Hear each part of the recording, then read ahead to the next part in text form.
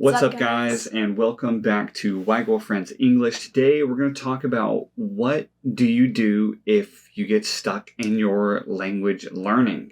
Yeah. It happens to us all. Every intermediate comes up to where they're doing all these flashcards and they're learning so much from the textbooks and their classes and their everything for a beginner level because everything needs a name that's around you. But once you get to intermediate level, at some point, you're going to stop learning words that are immediately around you and terms and things like this. And a lot of people, what happens is they just hit this wall. The textbooks, they're learning stuff. They're pouring hours and hours into studying. They're going to classes and doing stuff, but they're not getting it. They're not able to use the terms. They don't remember what they learned last week. We've both done this. Yeah. So yeah, what can you do? You have a lot of basic vocabulary, and those are really good, and they're really easily reinforced as a beginner because they're all around you, like Amber just said. But the problem is as you get into intermediate, you start getting to things that are really difficult to be reinforced, but also more important, you get into something called jargon, and that is all over the place. Jargon is specialized vocabulary, and so if you struggle to get past that intermediate stage, it might be because your approach might be too broad. So today we're going to talk about a way to kind of get through that wall, through that barrier, and start really continuing to grow in your language learning. I think the first step to understanding this is understanding why you should be listening to natural English, especially as an intermediate student. Right.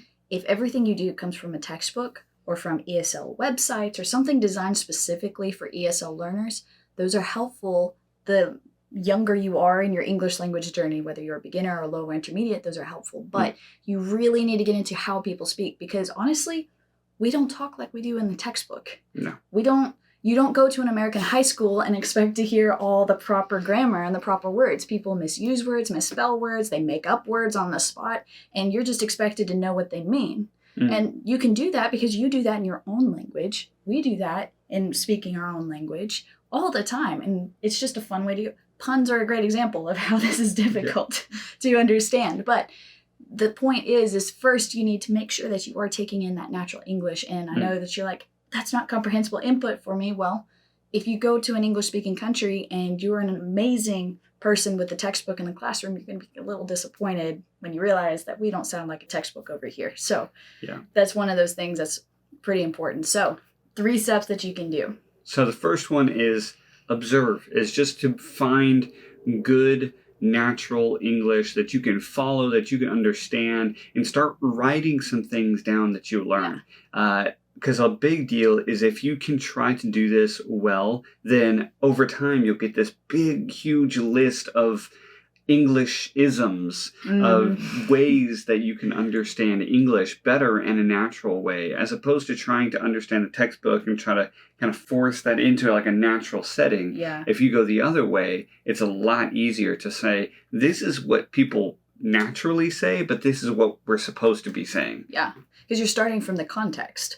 And so if an influencer is talking about something to do with, I don't know, homesteading, for example, maybe they start talking about farming and they just have this weird phrase that they say like a gully washer. And you're like, what in the world is that?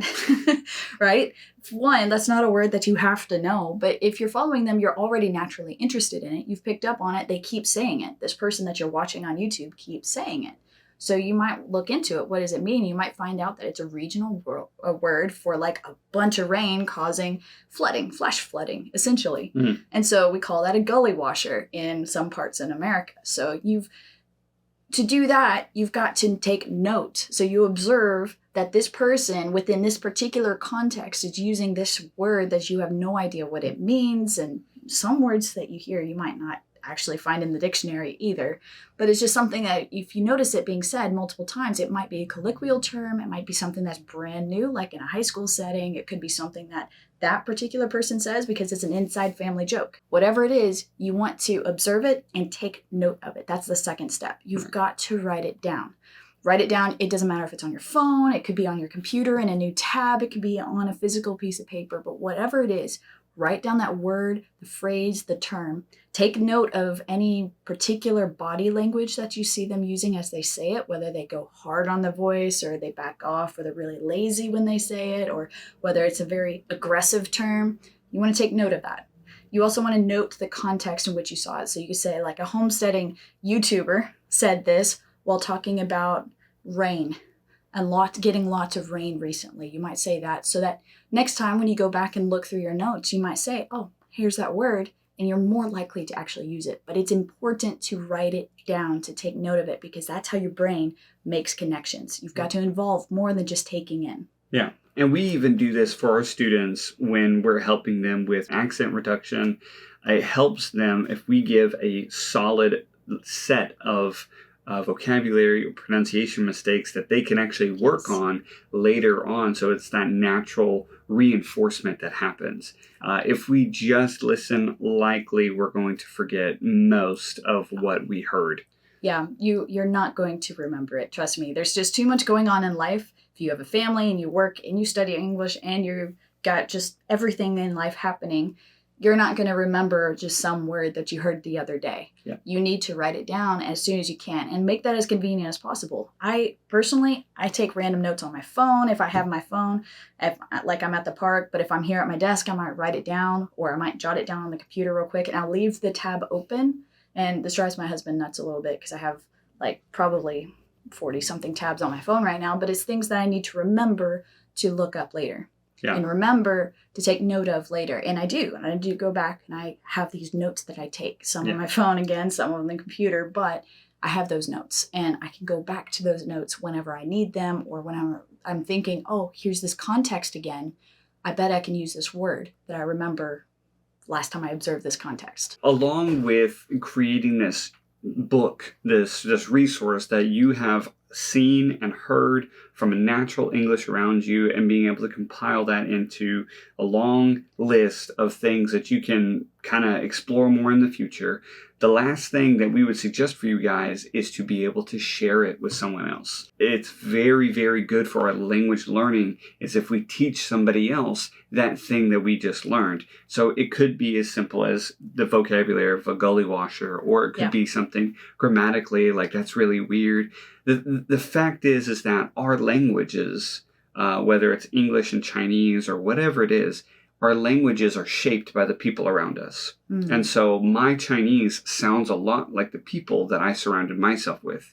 Yeah. And so for you guys are going to be learning and taking in input from around you, and your English is going to sound more and more like what you're surrounding yourself with, which is really good because it can contextualize your English already. And that's a really, really good skill. So take what you have heard and written down and actually share it with somebody else. And they might be able to give you more input actually on that word that you figured out, and saying that gully washer isn't just this, it's also this. And so you can get more information. Yeah. Yeah, it's a great way to start a conversation with somebody or carry on a conversation with a friend. If you know someone who's also studying English, it could be a great way for you guys to help keep each other accountable. Mm. But the odds are, if you are going to share what you've learned, whether on your own social media or with a person or a family member, you're going to do a better job of taking note of it. Mm. And that's really important for you and for those that you share it with, because you want to be accurate, but you also want to make sure that you really do take good notes. Mm. And I'm not talking about notes like it has to be this long thing.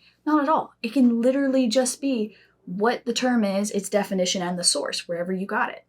That's okay. But the point is that you start to talk with it. This was something that was invaluable to us as we were learning Mandarin while we were living in China. Because, again, that was huge. We had friends, foreigner friends, that were learning Chinese as well. It was so helpful to just say, hey, what's the difference between these two words? They sound very much the same. Their definition is the same in English.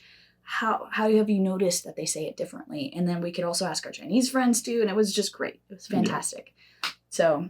Yeah, you get a lot of information from a lot of different people of words or phrases or grammar that's crucial to actually being able to acquire English. Absolutely. So it really rockets you past the intermediate stage. So beginner is very much this means this, but intermediate you start to get these this interaction with other things, this saying, well, this also has this feeling attached to it. And as an intermediate speaker, it's really hard to know the feeling of a word unless you ask somebody else and say, hey, I heard this word and everybody kind of backed up when they said that word. That's really strange. Why'd they do that? And so you share with somebody else and they add to your meaning. And so your language grows and grows and grows. Absolutely. And that's just the way that we sink in memory hooks from experience and observation and writing things down and then actually using it as we share it with someone else. Like that engages a lot of different parts of your brain, and that engages a lot of things. That means more reinforcement for remembering that term,